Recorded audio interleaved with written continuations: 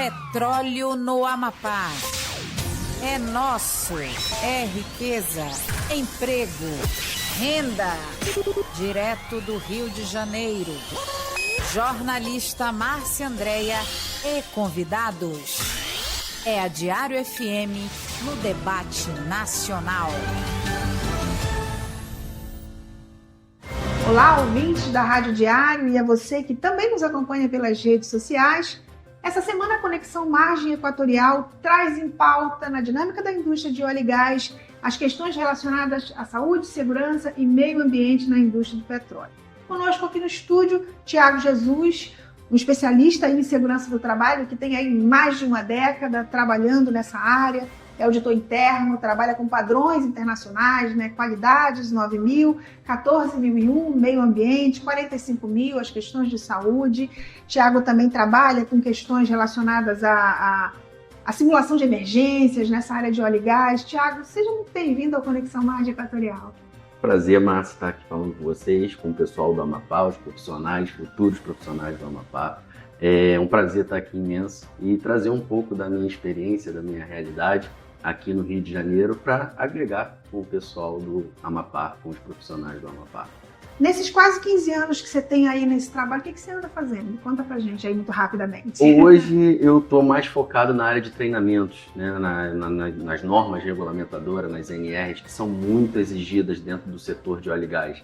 Sem NR não tem óleo e gás, né? Então a gente está atuando hoje mais na parte de treinamentos, todas as NRs possíveis, que atendam o setor de óleo e gás, e passei também por algumas bases logísticas offshore, né, recebimento de material, passei também pela parte de offshore mesmo, trabalhei 2 anos embarcado, um navio sonda, um navio flotel, né, que serve como um hotel marítimo para os trabalhadores ficarem alocados. Então hoje o meu foco mesmo está na base de treinamento, trazendo um pouco da minha experiência, né, de área, né, vamos dizer assim, para dentro de uma sala de aula, para um centro de treinamento e qualificando esses profissionais aí para o setor de óleo e gás. Gente, só para vocês terem uma ideia da potência desse menino, que ele é um menino, tá? Ele é muito jovem, mas ele atua treinando, né, a força de trabalho da Petrobras, tá? A turma que está entrando nesses concursos aí que a Petrobras tem feito, o Thiago tem treinado essas equipes, está fazendo um trabalho super interessante. E é esse olhar de treinador, né, dessas equipes que eu queria começar essa conversa contigo. Tiago, o Amapá está nessa expectativa de explorar petróleo na Foz, existe uma mão de obra que precisa ser preparada, então há todo um movimento no sentido de se preparar para isso. Mas eu acho que quando um profissional desse se depara com as exigências da indústria de óleo e gás, acho que deve assustar um pouco, né? Qual é o maior desafio de quem está chegando? O maior desafio de quem está chegando é se preparar de fato, né? Ter um conhecimento sobre as normas regulamentadoras, os processos, as ISOs, né, que são muito exigidas dentro do sistema BR, e até mesmo quando tudo se torna padrão, né, dentro de um setor, as outras empresas acabam adotando também esses padrões. Então hoje o óleo e gás, independente de qual empresa que estiver tocando esse cenário, ela vai exigir padrões. Então eu acho que se qualificar é o ponto principal, mas é o maior desafio. Por quê? As empresas hoje elas pedem que o profissional esteja o mais qualificado possível, até para diminuir custos sobre aquele operador, né, sobre aquele profissional. Então o intuito é a gente procurar de forma objetiva e direta que a gente tenha esse conhecimento mínimo para poder adentrar as oportunidades que vão surgir, né, e também as empresas que vão estar, seja ela direta ou indireta, dentro do setor. Um dos temas que a gente tem falado muito aqui no programa é sobre o alto nível de exigência da indústria de óleo e gás quando se trata de saúde, segurança e meio ambiente. Mas eu fico pensando aqui em termos comportamentais, né, que foi um tema até que a gente já tratou aqui no programa, mas nessa indústria costuma-se dizer que segurança é sinônimo de comportamento, né? Então, como transformar toda essa teoria das normas ISO em prática, né? Como é que isso acontece na prática? Isso é um assunto muito importante, porque o comportamento pessoal mesmo, né, é o que vai fazer toda a diferença. nós vamos ter que se adaptar a uma cultura, né? As pessoas vêm de uma cultura e acaba querendo levar ela para dentro do setor de óleo e gás. Isso é válido? Muito válido, né? Porque toda experiência ela é benéfica. Só que quando a gente está lidando com uma área que tem vamos dizer assim, ela é muito perigosa, muito exigente, uma falha pode ser o suficiente para, né, jogar tudo para os ares. Então, o ideal é que esse profissional ele já vá com o conhecimento de aprender e se adaptar a uma cultura exigida pelo óleo e gás.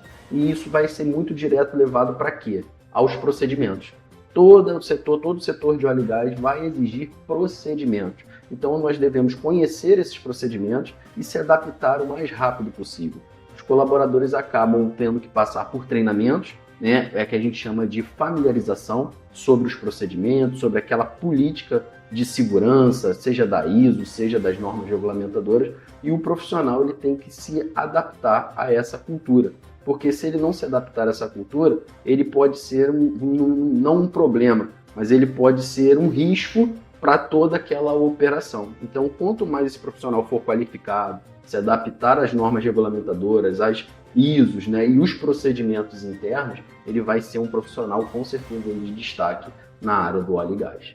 Eu acho que é interessante a gente comentar que muitos desses procedimentos não estão baseados somente em requisitos legais, né? São procedimentos, digamos, voluntários, porque a gente está falando de normas internacionais, mas que essa indústria adota, né, como mandatário. Exatamente.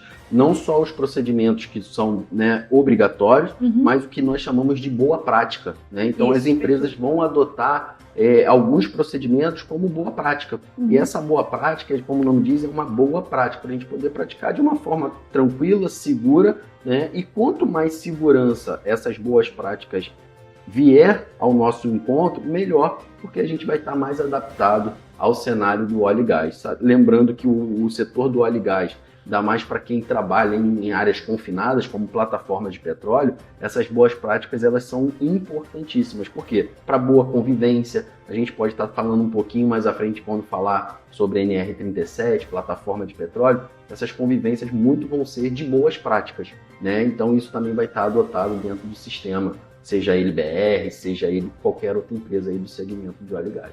Muito bem.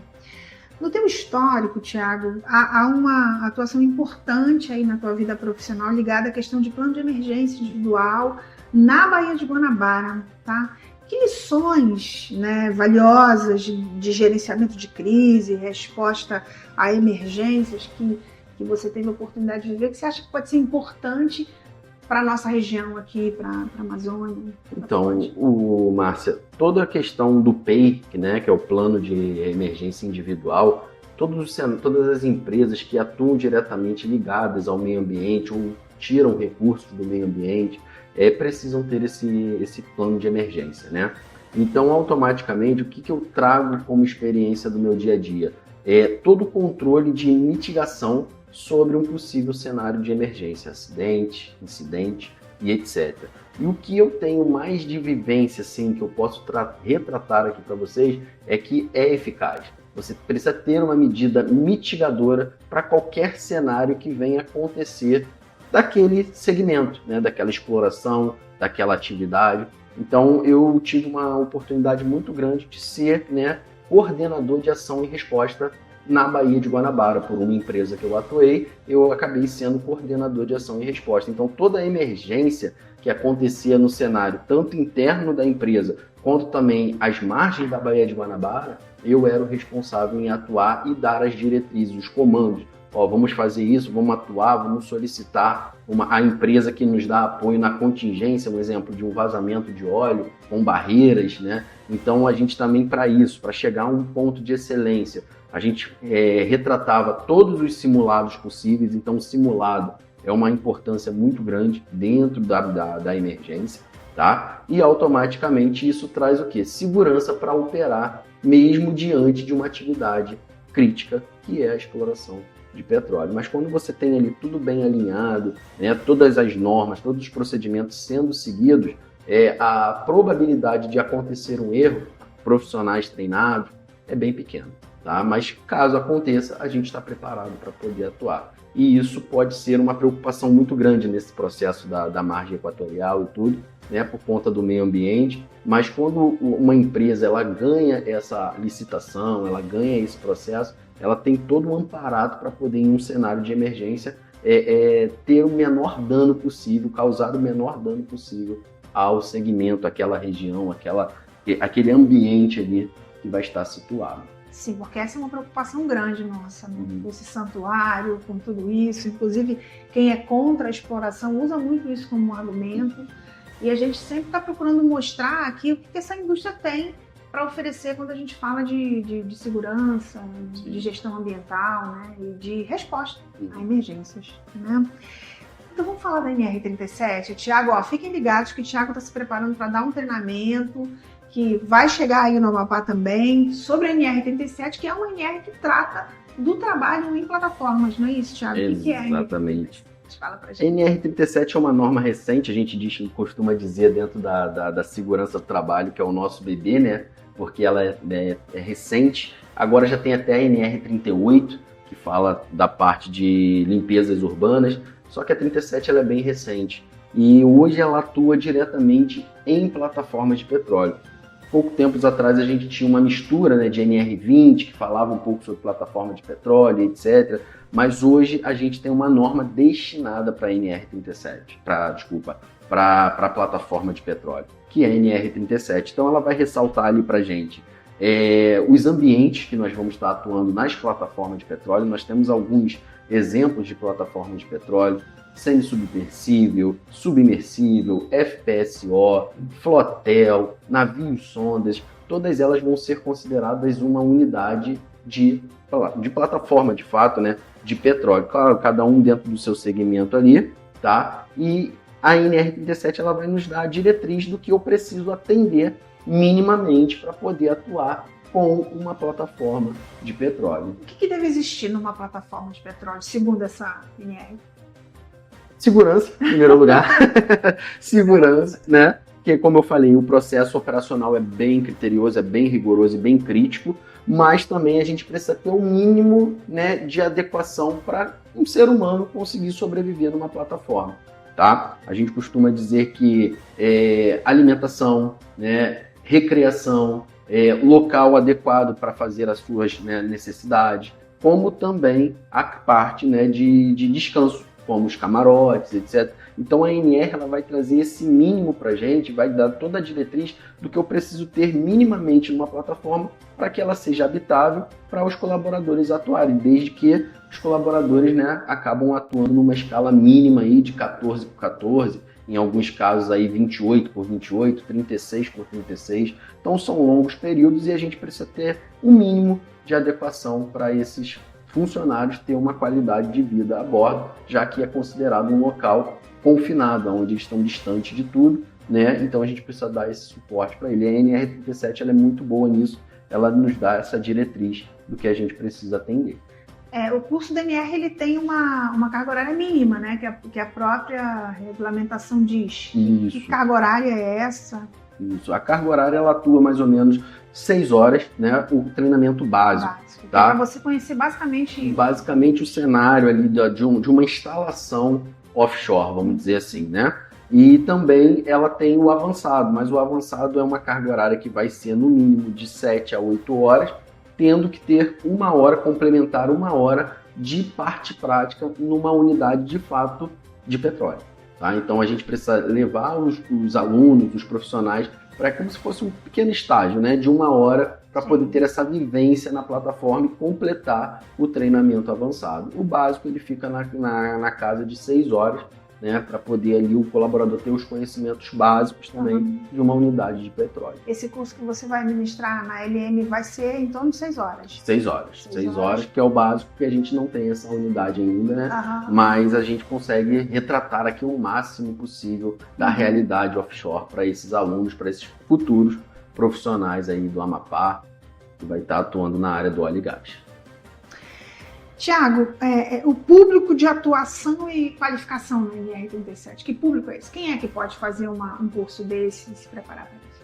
não existe uma definição de público. Isso é bom, hein, gente? Isso é uma notícia boa pra gente aí que tá de olho nessas oportunidades. Exatamente, porque eu posso ser um auxiliar de serviços gerais, que lá na plataforma vai ser considerado, chamado, né, pelo cargo de taifeiro. Né? Ele faz as higienizações, né, de camarote, refeitórios e etc. Então, a gente pode ter desde o auxiliar de serviços gerais, aqui fora hoje, né, como também lá um engenheiro de produção, um engenheiro mecânico. Então, todo mundo que queira atuar na cadeia do óleo e gás na parte offshore, trabalhar embarcado de fato, fazendo a NR37, claro, os cursos, os treinamentos complementares, que tem treinamentos também que fogem da norma regulamentadora, que são os homologados pela Marinha, né? CBSP, o TRILT.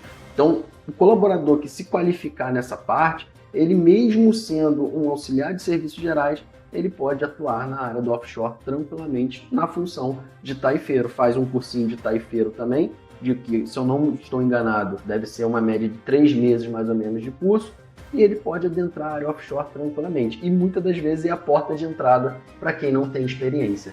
Você entra, depois você vai se qualificando, já vai fazendo o famoso network, que é importantíssimo. Olha, outra dica aí, pessoal, tá dando muita dica boa hoje aqui no programa. E vai fazendo esse network, e dali ele vai galgando ali coisas melhores, coisas maiores, né? Remunerações, cargos, posições, né? Dentro do próprio cenário ali, do ambiente que ele está vivendo. Então, o público em si não tem uma definição, desde que eu queira atuar. É bom, claro, você ter uma formação, mas se não tiver, você pode ir ao longo do tempo e se qualificando para poder chegar até onde você deseja. Muito bem. Bom, além de aprender a parte técnica, qual é a principal mudança de comportamento que o mercado de óleo e gás espera ver nesses profissionais? Contrato, que vai contratar? Primeiro ponto, eu posso citar a dedicação, né? A força de vontade é importante, porque você está num ambiente que muitas condições adversas vão acontecer. Então, a mudança de postura, né, em relação ao profissionalismo quando está atuando, né, dentro do cenário offshore é importantíssimo. Então, você vai precisar se dedicar. Vai ter períodos que você vai estar desembarcando e você não vai para casa, você vai para um centro de treinamento treinar. Porque é muito rigoroso o processo, né? Então, a mudança de comportamento, você tem que pensar profissionalmente, tem que pensar de fato como um líder, como alguém que queira crescer, porque se você ficar na mesmice, o óleo e gás vai te excluir, porque ele vai procurar um profissional mais capacitado, mais sério dentro do segmento da profissão dele, então acaba ficando de lado. Então, se eu não mudar a minha postura, a minha cultura sobre aquele processo, eu posso acabar ficando para trás. E aí vai vir outros profissionais, né, cada vez mais preparados, qualificados e com mudança de comportamento. E o principal é se adequando à cultura de procedimentos internos, e aí você acaba ficando para trás. Então, eu costumo dizer que o óleo e gás, o offshore, ele é um mundo pequeno, ele não é um mundo grande, porque todo mundo se conhece no óleo e gás. Então, se você ficar, o que a gente costuma dizer muito aqui no Rio de Janeiro, se queimar, você acaba se queimando em todas as empresas, porque todo mundo se conhece, então você já acaba ficando de lado. Então é importante você se qualificar, mudar o seu pensamento, se dedicar profissionalmente, né, em conhecimento, em dedicação. Isso eu acho que é um ponto importantíssimo para você alavancar a sua carreira no offshore. E o offshore, ele mesmo sendo pequeno em conhecimento, mas em questão de profissionalismo, de crescimento, é imenso. Só depende do profissional. Se posicionar, né, Thiago? Exatamente. Eu ia te pedir para a gente finalizar, para você dar que conselho você daria para um jovem amapaense que está assistindo Conexão Margem Equatorial agora, pela Rádio Diário? O que ele precisa? Quais seriam os primeiros passos dele para ele poder ter uma oportunidade nessa indústria? O primeiro conselho seria uma formação técnica. Tá? É claro que, como eu citei anteriormente, não tem, né, distinção de profissão, mas a formação técnica ela já te abre portas, né? Então, automaticamente, se você pudesse encaminhar primeiramente para uma formação técnica, seria importante, seja qual for. Exemplos. Mecânica, refrigeração... Formação técnica de nível profissionalizante, que é o antigo segundo grau. Gente, eu sou do tempo do segundo grau. Então, o ensino técnico profissionalizante. Exatamente. E as áreas uma das profissões que mais se contrata no offshore é justamente mecânico, refrigeração e também os técnicos de segurança, que são importantes também. São 3 profissõezinhas ali que são contratadas com bastante ênfase, vamos dizer assim, com bastante grande proporção. E automaticamente, logo após, não parar por aí. Quem quer viver do offshore não pode parar de se dedicar. E hoje a gente tem vários recursos, né? Nós temos aqui um exemplo, a LM, que pode fornecer alguns treinamentos. Nós temos também muito material online que a pessoa pode ir pesquisar na internet. Nós temos aí o YouTube também, claro, sempre se baseando em fontes, né, seguras, não qualquer fonte, mas o YouTube também traz muita informação. Eu que aplico treinamento, às vezes eu pego os meus treinamentos e falo, pessoal, se pintar dúvida lá na frente, ó, tem esse canal aqui que dá várias dicas, é muito bom. Eu dou dicas para o pessoal. Então isso é importante, né? Ele se dedicar e procurar crescer ali dentro do recurso que ele tem ali ao entorno dele.